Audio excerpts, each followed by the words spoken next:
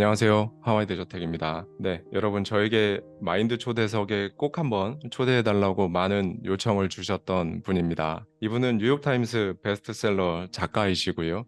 세계에서 가장 영향력 있는 영성인의 8년 연속 선정된 분이기도 하시죠. 이분의 이야기를 소개한 제 영상이 50만 뷰를 넘을 정도로 정말 뜨거운 호응을 얻었어요. 온몸으로 퍼진 림프종, 그러니까 암이죠. 암으로 장기가 모두 멈춰가던 그 시점에 의사들이 오늘 밤을 넘기지 못할 것 같다고 말했던 바로 그 시점에 죽음과 사는 것, 그 경계에서 정말 엄청난 경험을 하고 정확히 30시간 뒤 혼수 상태에서 깨어나 또 정확히 일주일 뒤 몸에 모든 암세포가 없어졌어요. 그리고는 남편이 사다 준 초코 아이스크림을 먹으면서 당당히 병원 밖으로 나가 세계를 놀라게 한 바로 그분입니다. 아니타 무르자니님, 정말 어렵게 인터뷰를 잡았습니다. 저희 하와이 대저택에서 줌으로 연결해 보겠습니다. 네, 저희 채널 구독자님들께 간단히 인사와 본인 소개 간략히 부탁드리겠습니다. Well, thank you for inviting me here, and I want to say hi to everybody who's tuned in. I'm Anita Morjani, and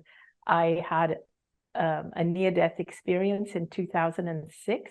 Came as a result of end-stage cancer. I survived, and so that's why my story got a lot of attention, and so I ended up writing about it, and that's how I came to be known in the world. Yes, and I'm happy to share more about it during this interview. 바로 본론으로 들어가겠습니다.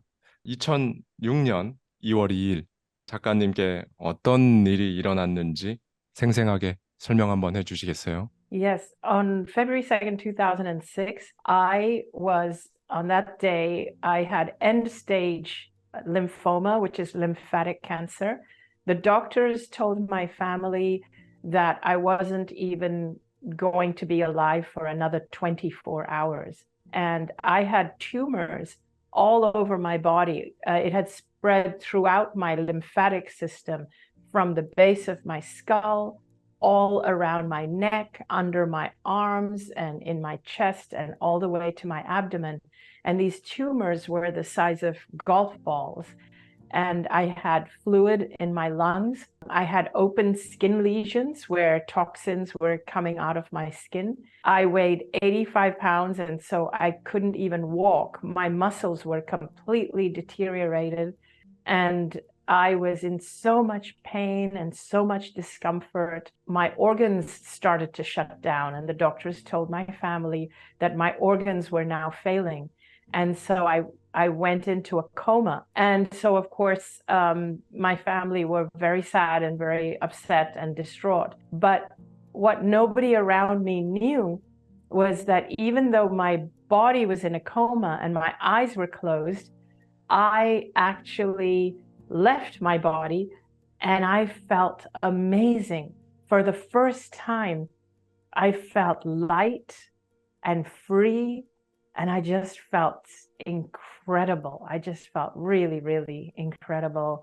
And all the pain was gone and all the fear was gone, because I had feared cancer, I had feared the treatment of cancer, I had feared death. All of it was gone. And now I just felt incredibly light. And I don't remember feeling like this ever in life before. And I felt like I was loved, like I was surrounded by this feeling of love, not by any particular person. It was like an energy. And I felt that there were other spirits around me that were there to help me and they were there to guide me and help me. And I recognized some of them. One of them was my dad, who had died 10 years before this. And they were all there to help me. I could also see what was happening to my physical body. I could also see what the doctors were doing to my physical body. I could see my family. So I was aware of what was happening here in the physical, but also in the non-physical realm. And I did reach a point where I was given a choice, but many things happened while I was there. But I reached a point where I was given a choice as to whether I wanted to come back into my physical body. I was given the message I needed to make the choice now. If I stayed longer, I wouldn't be able to come back. But my choice was that I didn't want to come back because it was so beautiful on that side. And it was just so amazing. My physical body was dying, so I didn't want to come back to my body. But then my father said to me that it's not your time. You have not finished your purpose yet. You need to go back and complete your purpose. And your husband's purpose is also connected to your purpose. So you need to go back. That's when I made the decision to come back. And my father also said, now that you know the truth of who you really are, you must go back and live your life fearlessly. And that's when I started coming out of the coma.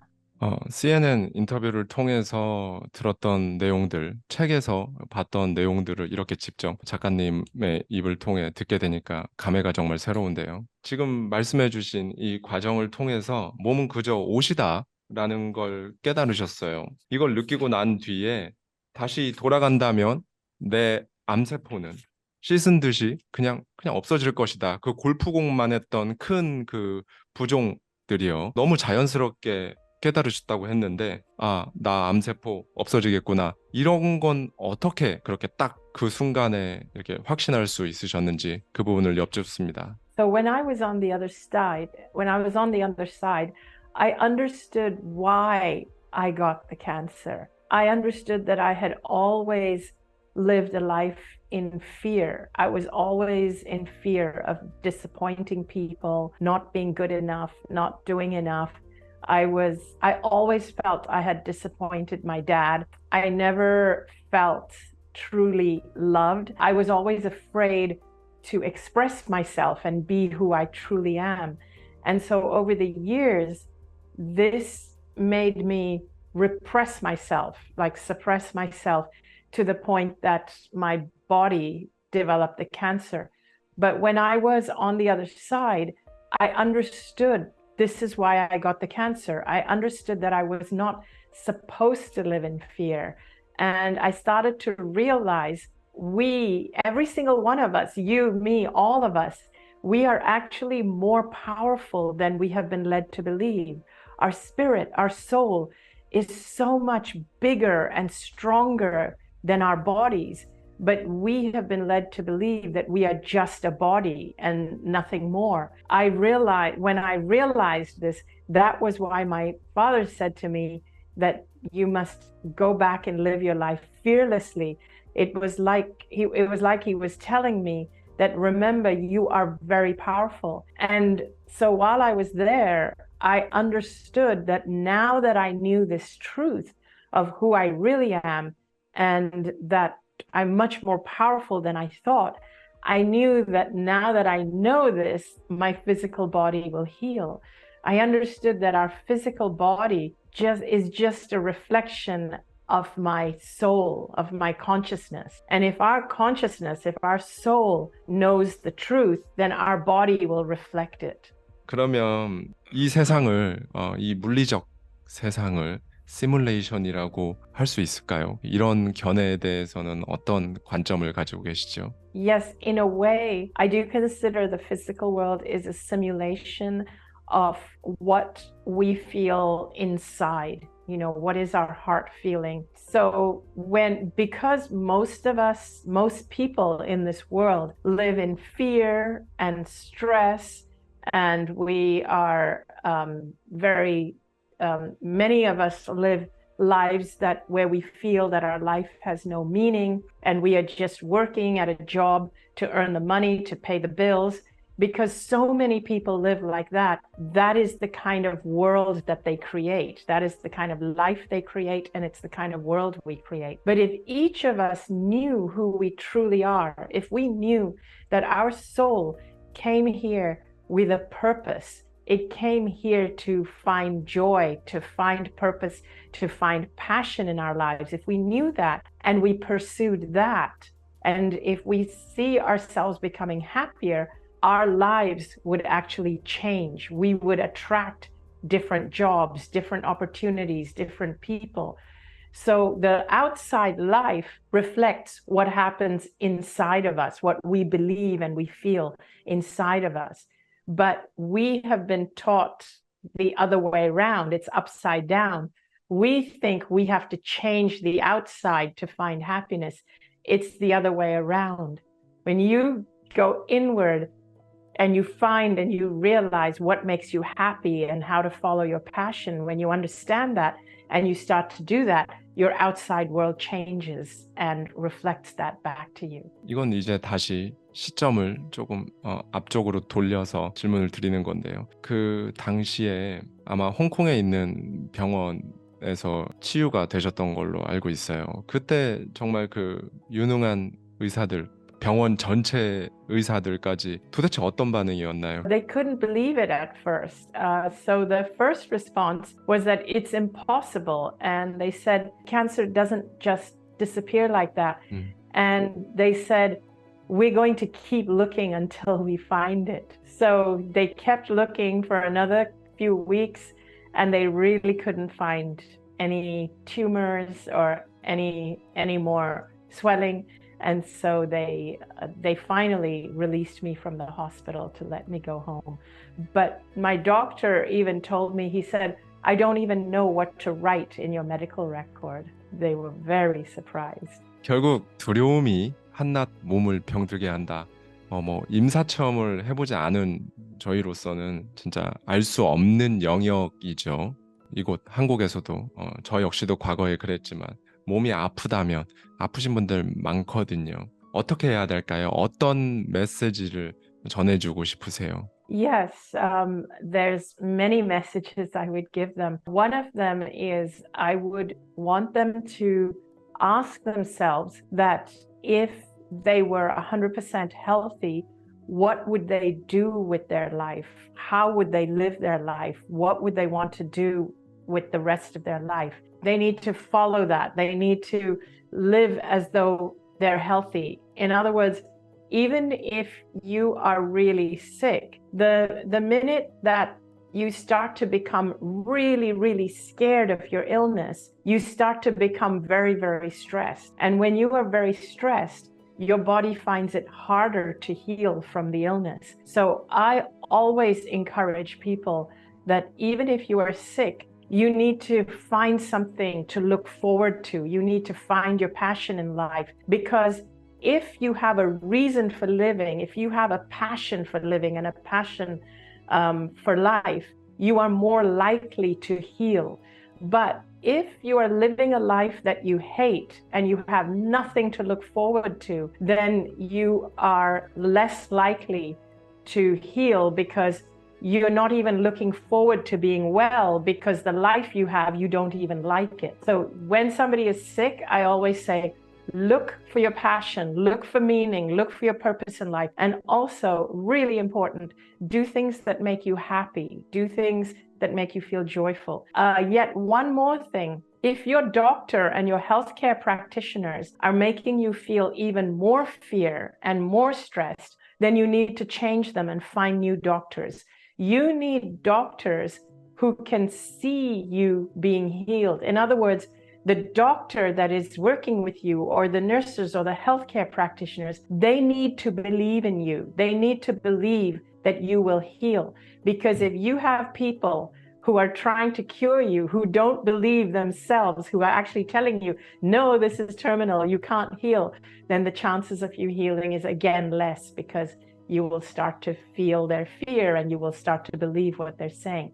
So this is very important. You need to work with doctors and healthcare practitioners who believe you can heal. And I have this message all the time. I tell doctors all the time, please don't make patients lose hope. Having hope is the most important thing. So thank you for that question. It's so important. 정말 중요한 메시지였고요. 단순히 아프고 치료받는 의학적인 과정을 그런 메디컬 프로세스를 단순히 기계적으로 혹은 기술적으로 바라본 것이 아니라 정말 많은 분들에게 정말 큰 중요한 인사이트를 주는 그런 말씀을 해 주셨네요. Yes, yes. And our belief in ourself and our ability to heal. And so the doctors need to believe that in us too. 두려움은 정신의학적으로도 사실 인간의 가장 원초적인 감정이라고 하잖아요. 인간은 배우지 않은 상태에서 두려움과 분노 두 감정만 갖고 태어난다고 하는데요. 사실 이 두려움으로 인해서 삶을 살아가는데 너무 많은 제약들이 발생합니다. 그걸로 인해서 힘들어하시고 계시는 분들도 너무 많으시고요. 이 두려움 없애는 방법이 있을까요?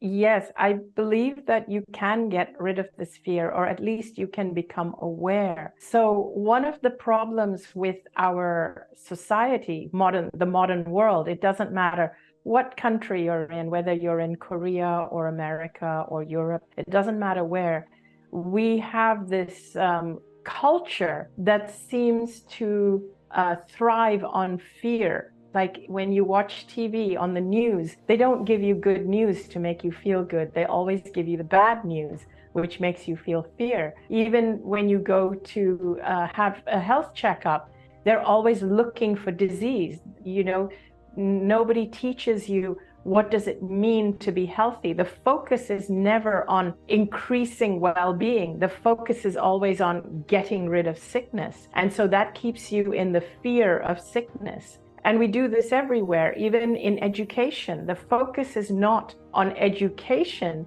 but it's on the fear of not passing the exams and getting the right grades or not getting into the right schools. That is the driving force that is the driving force in our education system, not how can we get smarter, wiser.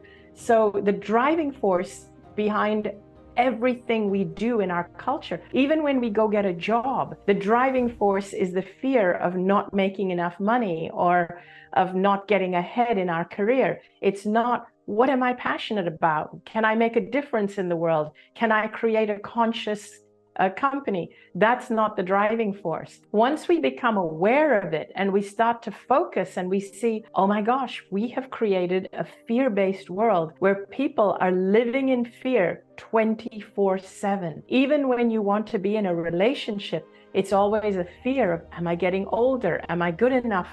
Can I attract this person? It's never about, oh wow, I want to enhance someone's life with a relationship. When you see that this is how you've been conditioned, then you start to see, oh, this is why that there's so many people that are on medication for depression and so many people getting sick and having cancer and so many people that are angry and all of this going on. But if from the time we're young and we're at school, if we are taught the opposite, if we are taught that you need to do what you're passionate about, if we are taught different values, if we are taught that fear is not the most important value, that in fact, finding our purpose, finding our passion, finding joy, doing things because we're following our calling, if we're taught that and encouraged that from a young age, we could have very different lives. And then you will only need the fear when your life really is in danger. Fear is only useful when your life is actually in danger. But we have cultivated a society where we are living in fear 24/7. And that's why people are sick and depressed and so on. 저는 작가님의 책을 읽으면서 진짜 가장 와닿았던 얘기가 바로 시간에 대한 개념이었어요. 저 역시 저희 구독자님들께 이런 말씀을 정말 많이 드렸거든요. 우리는 3차원에 살고 있기 때문에 보다 높은 차원인 4차원에 존재하는 시간의 개념을 볼 수도 없고 이해할 수도 없죠. 그래서 시간이 흐른다. 과거에서 현재에서 미래로 이렇게 자체적으로 이해하고 있을 뿐이다 라는 말씀을 저희 구독자님들께도 많이 드렸었습니다. 그래서 저는 저희 구독자님들께 당신이 지금 바라는 그 삶, 당신 진짜 진정으로 원하는 당신의 모습은 이미 미래의 특정한 좌표에 이미 너무 행복하게 잘 살고 있다라고 말씀을 드려요. 이 부분에 대해서 작가님의 생각은 어떠신지 한번 여쭙고 싶습니다. So because we are in three-dimensional world, it is very hard to describe it. Here in the three-dimensional, we do have to deal with time as linear, as one point of time at a time, and our brain can only process it that way. But what it felt like is that when I was outside of my body, I could see all the points of time, but only related to me, to my calling, my future, my other lifetimes. I could see all of it at once. So, our soul leads different lives, like multiple lives. I've had other lives, in three-dimensional brain, we perceive it as past lives, and then I have this current life, and then I will lead future lives. But when I am outside of my body, all the lives I can see them simultaneously. And even this life, I can see my future. It's like if you imagine a building, let's say the building has 7 floors. There are 7 floors in the building, and you can only be at one place at a time inside this building. You get in the elevator and you can go to floor 5 or floor 7, but you can only be on one floor at a time.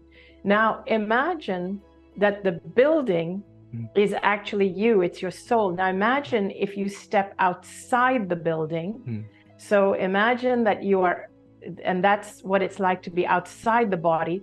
When you're outside the building, you can see the whole building, and you're like, oh, I can see the building has 7 floors. So you can see all 7 floors at a time. But when you're inside the building, you can't see any of the other floors. The only thing you can see is where you are right now, the room you're in and where you are. And you have to travel the length of the room. You have to go to another floor to experience another floor.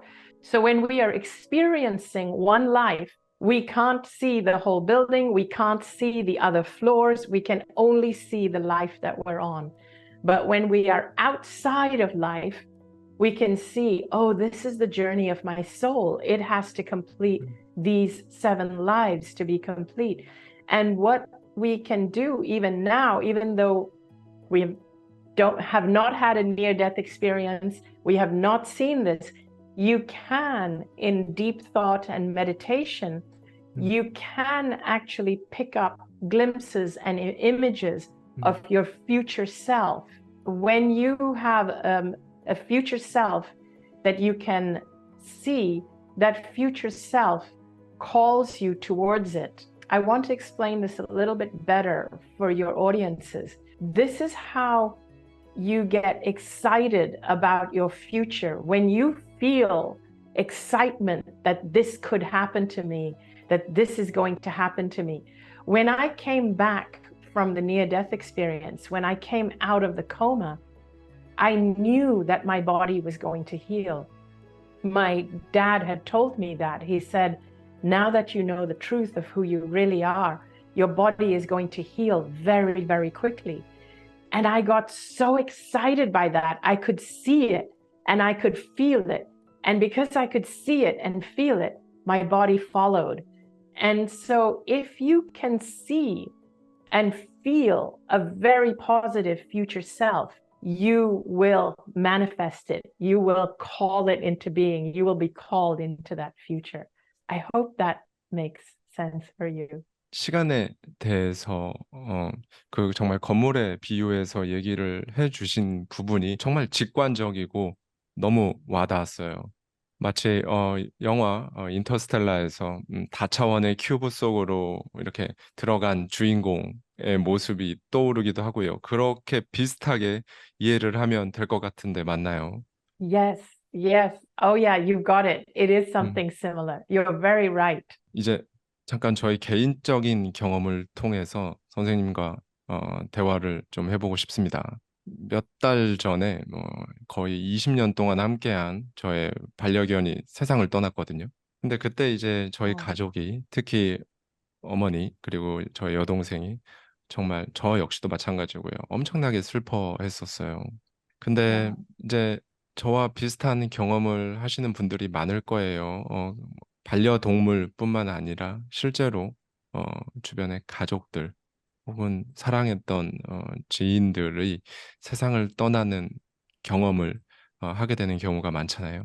근데 이제 작가님은 그 경험을, 임사체험 경험을 하고 나서 더 이상 타인의 죽음에 슬퍼하지 않는다라고 말씀을 하셨어요.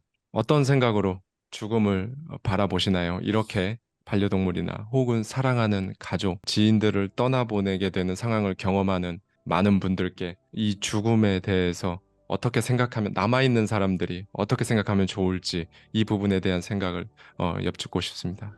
So, all of us are going to lose people or our pets in our lives. And I know how you feel because a few years ago, I lost my dog also. He was 어, with us for 14 years and 음, I was very attached to him. And so I know exactly how that feels. So the thing about grief is that we feel it. And also, I lost my mom, and this was more recent. And so we feel grief, and it's okay to feel grief. So when I said that I don't experience grief for the other person, I know that that other person is fine.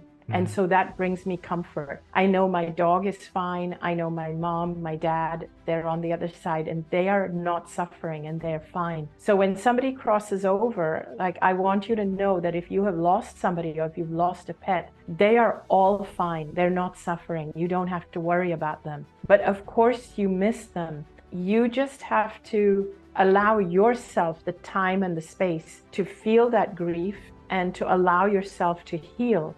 And just don't be too hard on yourself for missing them because you miss their physical presence. When we do things here, like many of us believe we have to, that we have to do a lot of rituals and ceremonies and things to make sure that our loved ones on the other side are okay. And then we feel guilty if we don't do it, or and things like that. I want to tell people you don't need to feel all of those things. You don't need to feel that you need to still take care of them and give them offerings. They are fine. They want you to be happy. They want you to heal. What will make them really happy is to see you happy again. You don't need to feel guilty. And for example, if you are somebody who has lost a partner, like let's say a husband who's lost a wife or a wife who's lost a husband or something. And of course, you will feel grief for some time. But maybe years pass and you meet somebody else. Don't feel guilty for going with somebody else. Your partner on the other side, they want you to be happy. And maybe they even helped you to find somebody else. That's what I would want people to know, that they want you to be happy. 이렇게 직접 만나서 이야기를 작가님과 하게 되면 제가 꼭 여쭤보고 싶은 게 하나 있었거든요. 이제 책에 보면 정말 너와 나, 그다음에 우리와 그들 이렇게 구분하는 게 아니라 저는 그 부분을 이렇게 해석했어요. 그 어느 나라든 미국도 마찬가지죠. 정치적 이념에 따라서 공화당, 민주당, 그리고 한국도 마찬가지입니다. 그 외에도 종교, 국적, 인종, 그리고 정말 살면서 나는 저런 생각을 가진 사람들은 정말 이해할 수도 없고, 살면서 저런 사람들을 피하고 싶다. 이런 생각 들 때 있잖아요. 그렇게 느껴지는데, 이제 작가님의 경험을 들어보면 그게 아니라 정말 이 우주적 관점에서 보면 그냥 다 하나다라는 말씀을 해주셨거든요. 그러면 이 부분이 저는 이런 느낌이 들었어요. 마치 거대한 큰 생명체 혹은 세포라고 치면 그 거대한 생명체에 우리는 하나의 그 세포를 이루고 있는 그 하나의 작은 조각이라고 그런 식으로 이해를 하면 될까라는 그런 생각을 해봤었거든요. 이렇게 생각하는 게 과연 지금 제가 선생님의 관점을 제대로 이해하고 있는 건지 이 부분에 대한 생각을 한번 말씀해 주시죠. Yes, 100%. 어, You have said it very, very perfectly. We are 어, all cells of one organism. 음, And sometimes, not sometimes, all the time, we don't realize we're supposed to work together. Like the human body, the cells are supposed to work harmoniously together to make the body function. But instead, we become like a cancer with the cells attacking other cells. We are attacking, so this human consciousness is attacking itself. And the reason we do that is because of this fear-based culture that we live in. So we are kind of creating a planetary cancer, which is why I share my message so much. And that's why I'm so happy that you are sharing it with your Korean audience, because I understand that it's the same problem everywhere. I mean, I'm living in America right now, and there is so much divisiveness, you know, whether it is from COVID, whether people have had vaccine or not vaccine, or whether it's Democrats, Republicans, or, you know, there's so much divisiveness, and people just don't see the other person's point of view. But the thing is that we are all going to die one day. And when we die, we will realize that our soul, our spirit came here looking for love and connection. That is the most important thing. The most important thing is love and connection. It doesn't matter whether people are left or right or middle or whatever. That's not actually important. The most important thing to ask yourself when people are angry, they need to stop and ask themselves, but am I happy? Do I feel love? But nobody's asking themselves those questions because they're so stuck in their anger, and they are attacking other people who don't think like them. And so the way you worded it is 100% correct, because one day they will realize we are all cells of the same organism. 제가 이해한 게 이렇게 정확하게 맞다고 말씀을 해주시니 굉장히 뿌듯합니다. 이제 마지막 질문입니다. 작가님은 사실상 두 번째 살고 계신 거예요. 이렇게 하나의 몸으로 두 번을 사는 사람은 아마 지구상에 정말 몇 명 없을 겁니다. 두 번째 인생을 지금 이제 살게 되면서 첫 번째와는 완전히 다른 정말 큰 깨달음들을 지금 이제 갖고 계실 텐데요. 뭐 미국이나 한국이나 저는 똑같다고 생각합니다. 많은 사람들이 지금 인생에서 정말로 하고 싶은 것들을 하면서 살지 못하고 있어요. 여러 가지 이유가 있겠죠. 두려움도 있을 거고요. 그리고 스스로 한계를 만들어서 나는 여기까지다. 저는 이거를 셀프 한계라는 말로 부르는데요.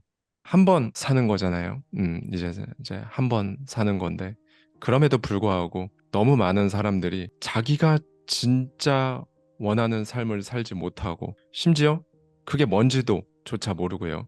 설령 안다고 해도 현실적으로 내가 정말 그런 삶을 살기 원했지만 현실적으로 불가능하다라고 생각을 많이 합니다. 그런 분들에게 한국에 계신 저희 구독자님들, 그리고 또 미국에 계신 분들도 많이 보시겠죠. 그런 분들에게 정말 두 번째 인생을 사는 지구에서 몇 안 되는 사람으로서 한 말씀 부탁드리겠습니다. So the biggest message that I want to give people, I want them to ask themselves, what do they value the most? Because at this time, everybody lives as if they value money more than anything. And if you look around at the world is built on the belief that money is the most valuable thing we have. And so even our healthcare system is not really, at least in America, they don't care about our health. It's more about the money than the health. Every system, even the education system, it's all about how much money they can make and how much money they have. Every single system is driven by money as the priority. But here's what you find out when you die. You find out that actually our priorities needs to be two things. One is well-being, our well-being, and the second thing is time. Because over here, we live in linear time. We have this period of time on Earth to make an impact. We came here to do something, to make a difference. You have come here to make a difference. That's why you're a DJ. That's why you broadcast. I've come here to make a difference. We came here with this intention. You have a purpose. I have a purpose. And so our time here is so valuable because it's limited. And the one regret that we can have when we go back is, oh, I didn't use my time wisely. I didn't use it. I was too focused on the fear of not having enough money. The other one is, oh, I didn't take care of my health and well-being. I put money and job and everything before my well-being. People take jobs that are very stressful, that give them ulcers and heart attack, but they do it because they need the money. And sometimes when I tell people, if that job is stressing you out, you must find something else. And they say, I can't, I'll die if I leave this job. I feel like telling them, you'll die if you stay in that job and you'll regret it when you cross over, because you'll regret that you stuck in that job that killed you. It's because our priority is we measure everything with how much money it brings us. But if we changed it, if we changed our value system, and if everybody realized that our well-being and our time here are the most important things, we would live a very different life. So since I came back from the other side, those are the two things I prioritize. Just to be a little clearer so people understand what it means and what it looks like to prioritize our well-being and our time. I will not spend my time doing things that are going to make me feel stressed and fearful and sick.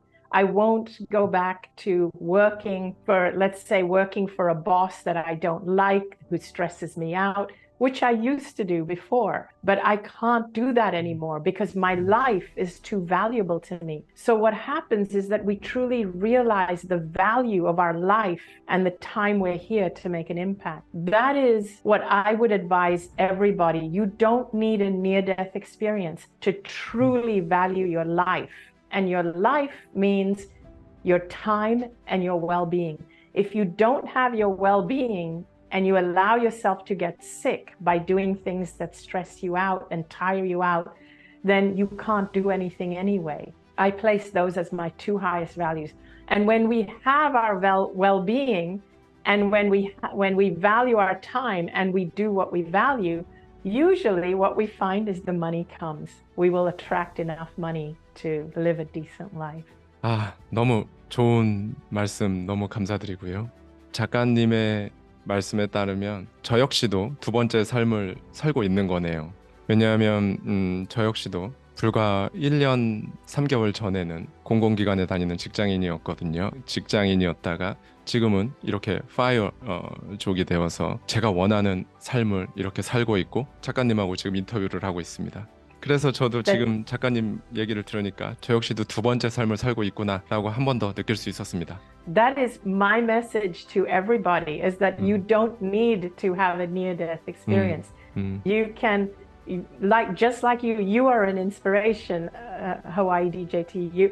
People just need to follow what you just did, and that's really the truth of it. You don't need a near-death experience. You just need to follow your heart like you did. That's inspiring. Thank you for sharing that. 정말 오늘 이렇게 너무 소중한 얘기 들려주셔서 감사하고요. 정말 소중한 시간 내서 인터뷰에 응해주셔서 다시 한번 진심으로 감사드립니다. 정말 많은 분들이 관심을 가져주셨던 책, 그리고 모든 것이 변했다의 저자 아니타 무르자님과 미국 현지 연결을 해서 이렇게 많은 얘기들을 나눠봤습니다. 오늘 저와 아니타 무르자니님의 대화가 우리 구독자님들께 정말 조금이라도 도움이 되실 수 있기를 바라면서 오늘 영상 마치겠습니다. 시청해주셔서 감사합니다. 지금까지 하와이 대저택이었습니다.